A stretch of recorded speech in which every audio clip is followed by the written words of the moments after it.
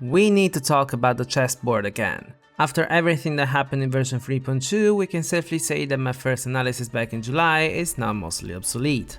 If you're not new to my channel, you already know what's coming right now. This is a theory video.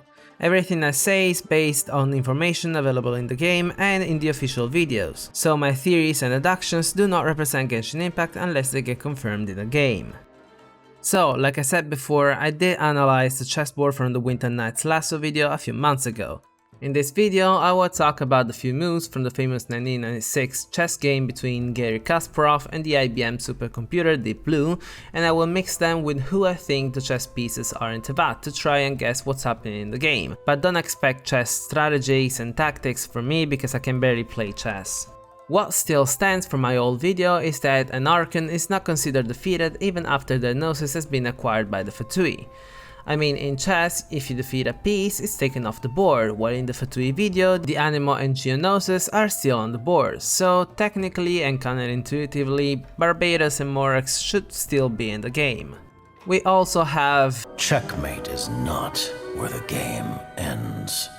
So basically everything that's happening in Teyvat doesn't really matter. The winner of this game is inconsequential. The Fatui's true plan doesn't really revolve around the current events and the people who are represented on the chessboard. They're all just pawns that serve for a higher purpose, enemies and allies alike. It almost feels like this chess game, the fight between Snezhnaya and the Archons, is just a decoy.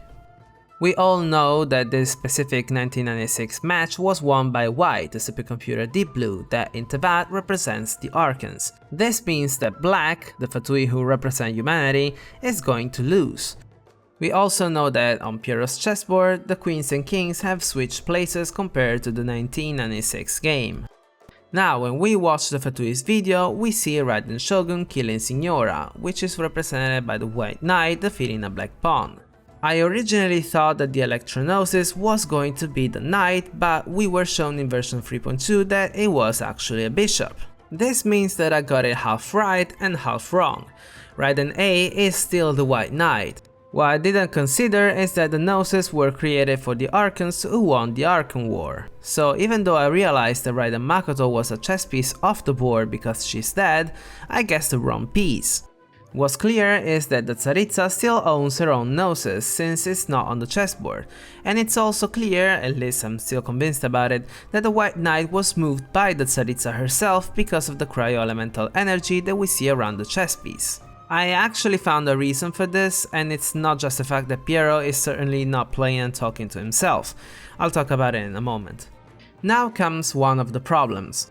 Is this chess game still valid and or useful to deduce future events in the game? It may be hard to say. Up until version 3.2, one of the major pieces off the board had to be Rukkhadevata, while one on the board, most likely a pawn, was Kusanali. Now that the entire history of Teyvat changed, Rukkhadevata's existence was replaced by Kusanali, so the pawn should have transformed into a major piece. Which piece though? I did a little research about the chess pieces and their meanings, so I have a theory about who the chess pieces actually represent. Let's start from what we know. Morax is a rook, because the rook, or the fortress, represents the castle, the walls that protect the city, and it is the only piece that does not represent a living thing. Considering how Morax was something like a reference point for all the Archons and he is basically a rock, it makes sense. Barbados is the queen, which is supposed to be the most powerful piece on the board since it can move in every direction and as far as she wants. She is usually protected by other pieces, but she can just let loose and decide to do whatever she wants and fight even on the other side of the board. Summarized, the queen has complete freedom, like Barbados. Makoto is the bishop, which is the church and belief, and it's a piece that will always move on the same color squares. So if it starts on a white square, it will only move to other white squares, and this represents Makoto's eternity. The bishop also needs to use other pieces to protect themselves, and since eternity is the closest belief to the heavenly principles, it's clear why Makoto's Gnosis is a bishop. A is the knight, the warrior, the highest rank in medieval military status, and it's as symbolically important as the bishop, so it's kinda obvious why A is the knight. Now, since the rook is the only piece that represents a non-living thing, I could think that Ruke Devata in now Kusanali's Gnosis is a rook, since she is the avatar of Irminsul, which is a tree. As a consequence, the Hydro Archon is going to be the other bishop, since he or she was the original god of justice, so a very important institution, and had the noble goal to be able to connect the people of the entire world through water, while the Pyro Archon Murata was the other knight since she is the god of war. As for the king, I'm starting to think it's actually the Traveler. He is slowly befriending every single Archon, and they are all placing their hopes and dreams in him, making him the most important person on their side in Teyvat. Another possibility is that the king may simply be Teyvat itself, considering what Pierro's true plans may be, but I'll talk about it later. Now, tricky problem number 2.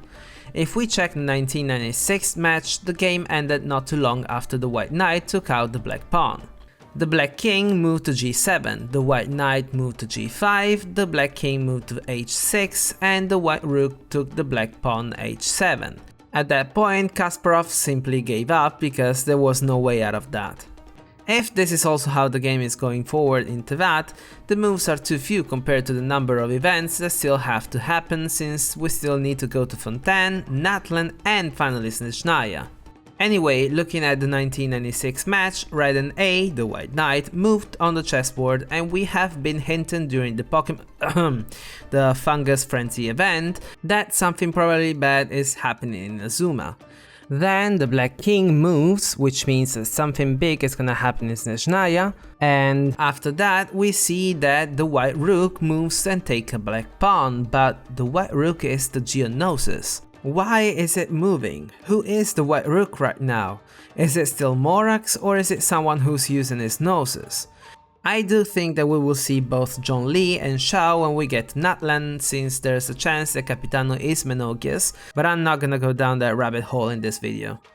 Anyway, what's strange is that apart from that Black Pawn, which again could be Capitano, no other black pieces have been taken, so was Scaramouche so useless to the Fatui that they didn't even consider him on the chessboard? And now it's time for the tricky problem number 3. Like I said before, the Black King from the 1996 game switched places with the Queen in Genshin Impact, and that alone would make the game completely different. I can barely play chess, but I do know that the king is the most important piece of the game. I also just found out that the king cannot be physically taken, so whoever it is, they won't die in the game, I think. But still, if the king is in checkmate, the game is over. Kasparov gave up because there was no way for him to protect his king anymore, but in Genshin Impact the king is in a completely different place, so the game would play out differently, right? Well, here is what I'm starting to believe. Checkmate is actually not important, at least not for Pierro, because it's never going to happen. The white side is more interested in the Black Queen rather than the king, and that's because they probably haven't realized that the positions have been swapped. But let me explain. Who is the Black Queen? I think it's the Tsaritza. Let's remember that Pierro alone sees the events as the chess game, not everybody, so for the white side, the Tsaritza is the person that needs to be taken down to be able to win. Hence the white side is playing as if the Tsaritza was the king. This means that the white side thinks it's playing the actual 1996 game, while only Pierro knows the real placement of the pieces on the board. If the white side sees the Tsaritza as the king, the second most important piece on the chessboard, the queen, is the apparent second most important person is Snezhnaya, so Pierro.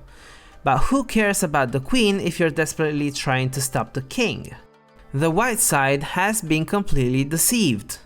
At this point, even if the white side believes to have won the game they think they're playing, since Deep Blue won against Kasparov, it doesn't really matter. The Fatui already have 5 out of 7 Gnosis, they clearly hold more power than anyone or anything in Teyvat right now. I wouldn't even be surprised if the Fatui weren't able to obtain the Hydro and Pyro Gnosis, or if the 2 Archons gave them to the Traveler.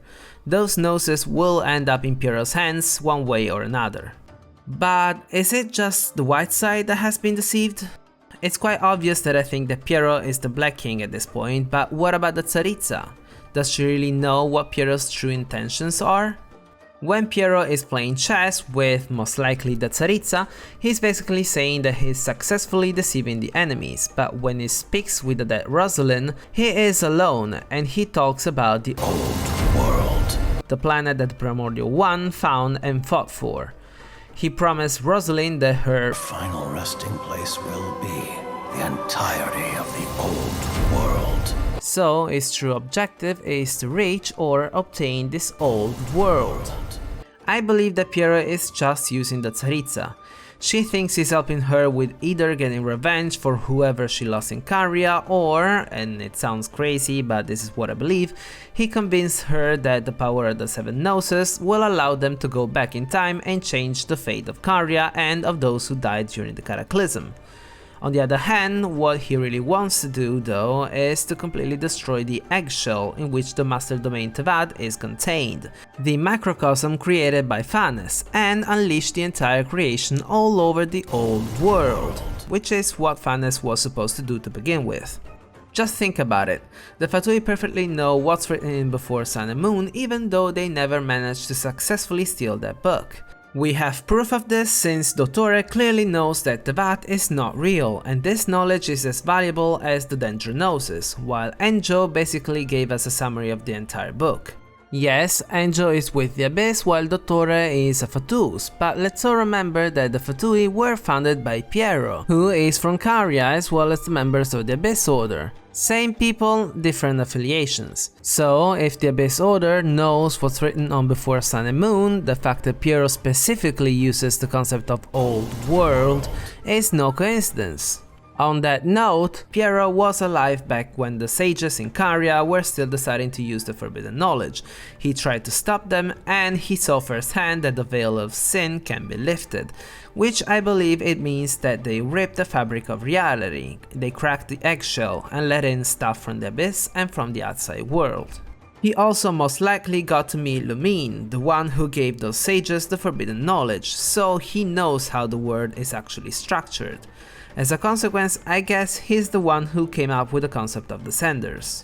Also, if Pierro just wanted to find a way to save the people of Caria and still go against Celestia, he would have joined the Abyss Order since those are their main goals.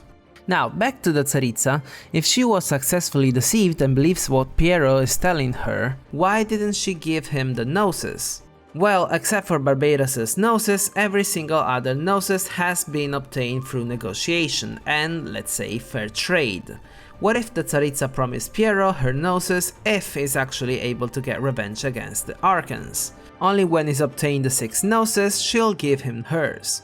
In this case, it kinda makes more sense for her to be moving the Archon's chess pieces, since she would be right between still being an Archon like the others and being on Pierro's side, or actually below him, since he is the true king of the game. And that's it! I really hope that you liked this video. It wasn't easy to explain this theory, so I don't really know if what I said is actually clear or it's a complete incomprehensible mess, so let me know in the comments. As always, feel free to ask me anything or share your theories. If you liked the video, don't forget to leave a thumbs up, and if you want to watch more Genshin Impact theory videos, consider subscribing. Until next time, over and out.